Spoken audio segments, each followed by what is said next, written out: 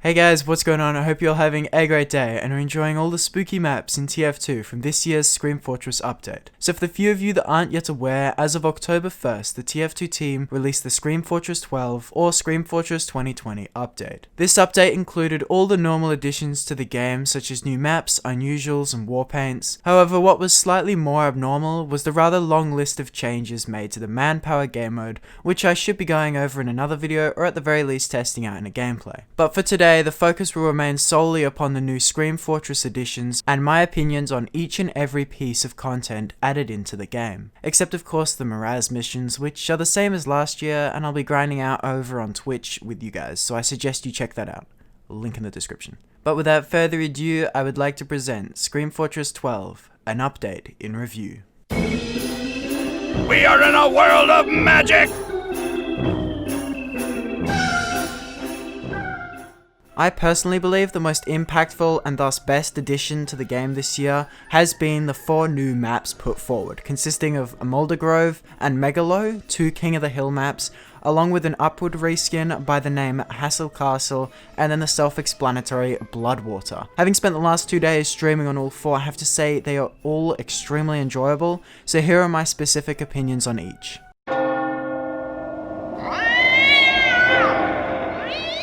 Starting with the Badwater reskin dubbed Bloodwater, which I have to say I was pleasantly surprised to find actual Bloodwater on. This is the more simple of the 2 reskins, in that it merely takes Badwater and adds spooky stuff like haunted houses, pumpkins, graveyards, blood, ghosts and spells. Not to mention an abundance of pumpkin bombs, and a healthy amount of Halloween clusterfuckery. Although the first point out of spawn on this map I found to be extremely dark, especially in the corner, and genuinely hard to see, this was thankfully limited to that section of the map and didn't have too much of an impact on my pre-existing lack of skill, so blindly shooting rockets proved more effective. Overall, a very well made reskin and definitely a spooky take on a favoured classic. Next up we have the Upward reskin, for which much of the same can be said as to that of Bloodwater. However, staying true to its name of Hassel Castle, there is a fully fledged castle at the centre of the map as opposed to the granary seen in Upward. This I think is the best aspect, and the major change is the most obvious at the last point. Annoyingly on this map, however, many of the respawn doors are textured to match the walls in the game, so despite having played hundreds of hours of Upward, I struggled to find the exit one time, which I am rather embarrassed about. Megalo is the most interesting out of the 2 new Koth maps in my opinion, simply for the added verticality. As both teams fight a normal game of King of the Hill, the point elevates through 3 levels as a spooky ghost train runs by at separate intervals.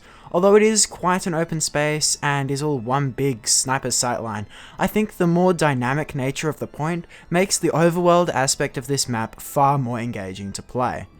Especially as Soldier, because I can just shoot down when it's on a lower level.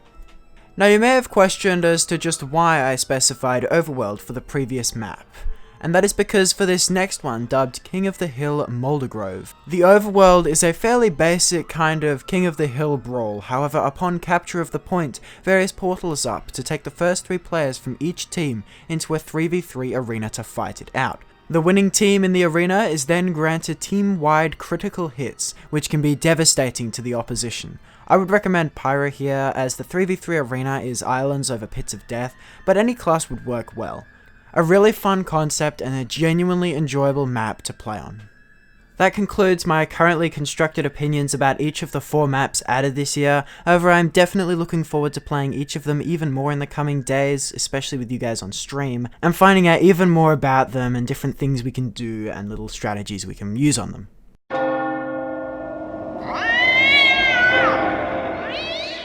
SCREAM FORTRESS this year also came with an obligatory drop of 22 new community-created cosmetic items, along with 6 new community-created Halloween restricted items as bonuses when you open the cases.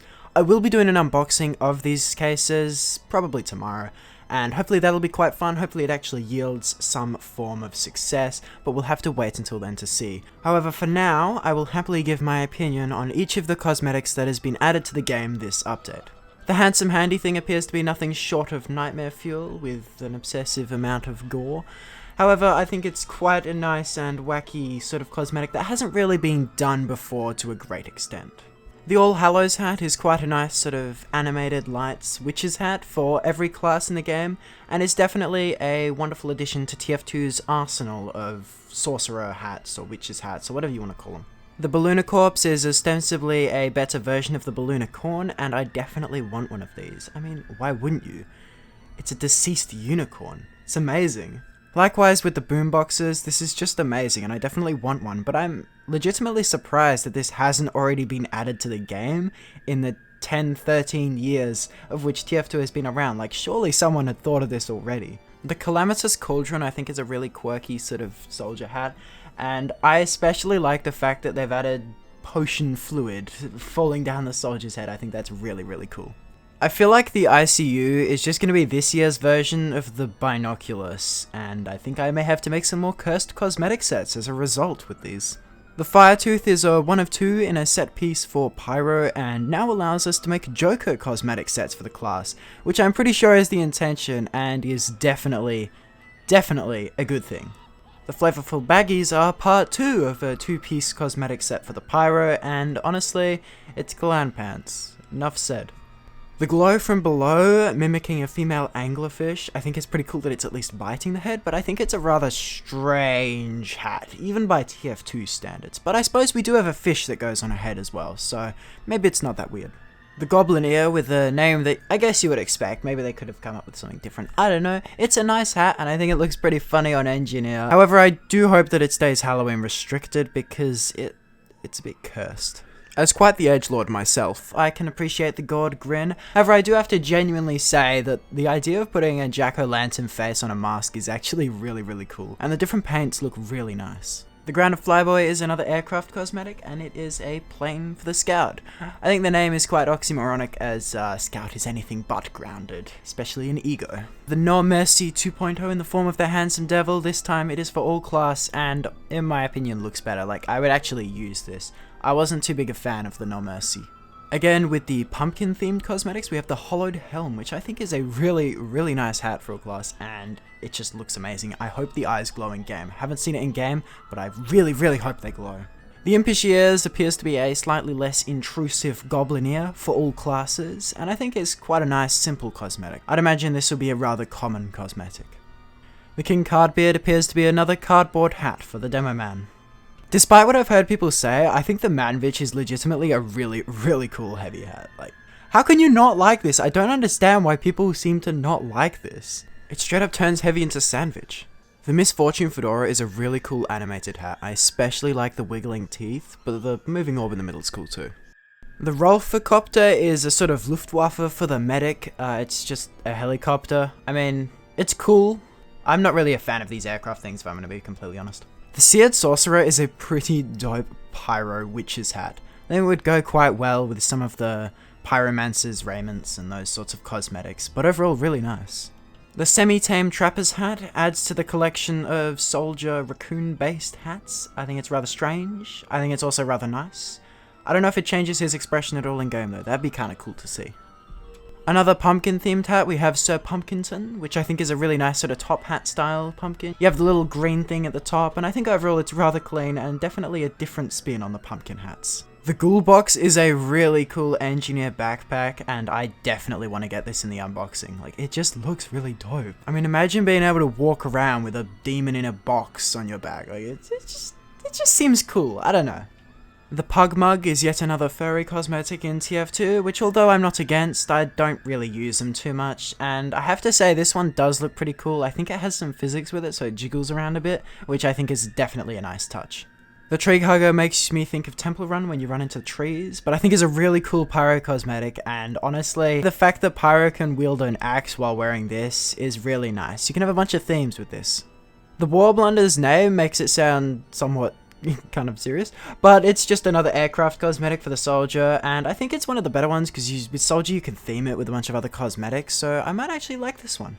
The Wave Finder on the Engineer I think is insanely cool, and the fact that you can pair this with like the Short Circuit and the Thompson I think is a really, really nice sort of theme you can get going with the Engie.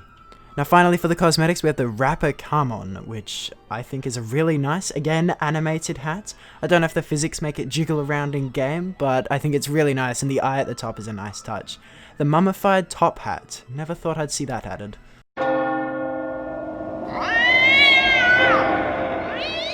However, this year not only did we receive cosmetics, but also war paints, which I have to say are nothing short of amazing. So without further ado, let's get into reviewing each and every one of the 15 new war paints added this Scream Fortress.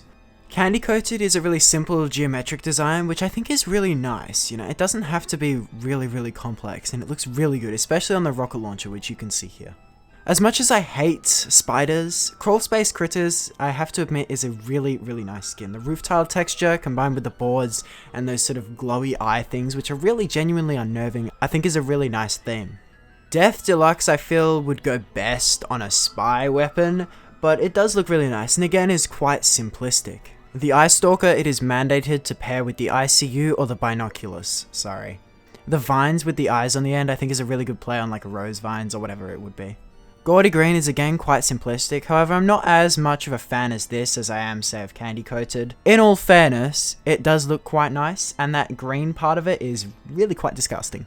Again, as quite the edgelord myself, I have to say Helldriver is almost my favourite war paint that they've released this year. I think the colour scheme goes really well, and the green fire is pretty cool.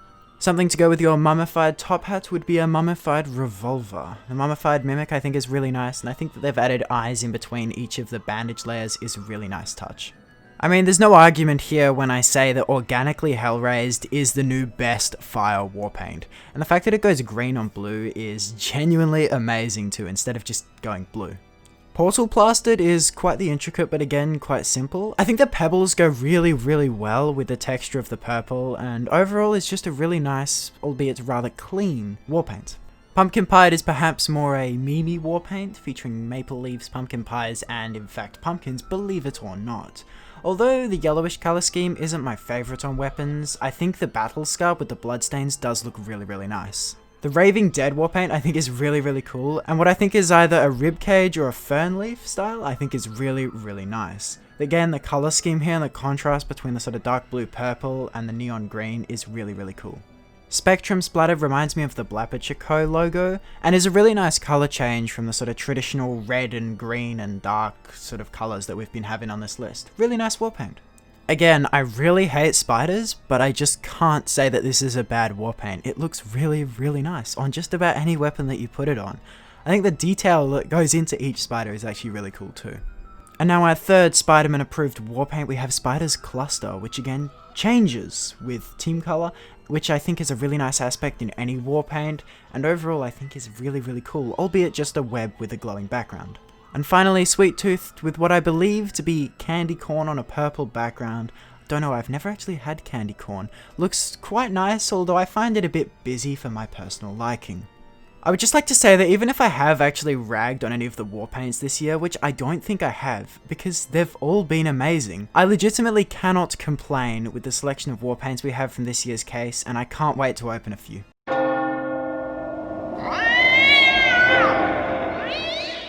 Now finally, the effects, some of which are amazing, some of which are less so, however all of them are at the very least good, and I have to say the taunts definitely came out on top this year. We're gonna have to start off with Creepy Crawlies, which again, I hate spiders, so this one really kinda does it for me. Yeah, I find it quite repulsive, however at the same time I have to admit it's a really nice unusual effect. Like, there's no getting around it. Those spiders look very realistic and I don't know if I like that. The Gourdian Angel I actually had quite low opinions of until I actually saw it in game when it actually looked quite nice. It has like a mini sunbeams effect which you can see better in this picture here, and overall is actually not too bad. The Gravelly Ghoul set of effects is very similar to, say, Blizzardy Storm or Rainy Storm, apart from obviously the big ghoul in the center. Overall it's quite nice, and I definitely have to say, although I don't think it'll be very high tier, it definitely won't be lower tier. I feel like the LIFO-Lanterns set of unusual effects is kind of like an upgraded spooky version of, say, Vivid Plasma, or maybe even one of the energy effects. But the actual glow is quite faint, and as a result the sort of laughing demons are quite obvious, which is good in a way, but I think the glow could perhaps be more intense at the center. I don't know. Overall, definitely one of the better hat unusual effects this year. The pumpkin party effect is very much like the haunted ghosts effect in that sort of pumpkins swirl around a glowing orange bit. It's not bad, it's definitely not my favourite, however I must say it is definitely one of the funnier ones. In my opinion, the Pyroland Nightmare is straight up just an upgraded version of Orbiting Fire. You still get the Orbiting Fire effect, except you also get a little Balloonicorpse skeleton floating around your head, which I think is really quite cool. The Spectrat Escort Set has to be one of the more noticeable, unusual taunt effects I've seen in a while, and I honestly think it is really unique and really cool. I really want one of these in all honesty. Like, I would rather get this over an unusual hat simply for how cool it looks, especially for a continuous taunt. I mean, you get a little buddy to do the taunt with. The Spellbound Aspect Set of unusual effects appears to be very akin to the previous one, except it's just on your body. And although you do get the sort of emission of particles, which I think is really cool, and overall it is extremely noticeable as your whole body glows, and with the green one it definitely looks like you've had some radiation poisoning. Overall, I think it's a really nice one, but I would still prefer the one before, as it like the buddy aspect. You know, I have no friends to play TF2 with, so the ability to sort of transpose a friend next to me while taunting is really quite heartwarming. Finally, Static Shock, which is, to all intensive purposes, a direct upgrade from Static Mist, which we got last year, and I got on the Yeti Smash taunt, which is the least noticeable one on. This one looks really cool. It just electrifies your player. There's not a whole lot to it. It's really simple, really sweet, and definitely one I would look into getting. So guys, that was my opinion on ostensibly everything that was released in SCREAM Fortress 12 or SCREAM Fortress 2020.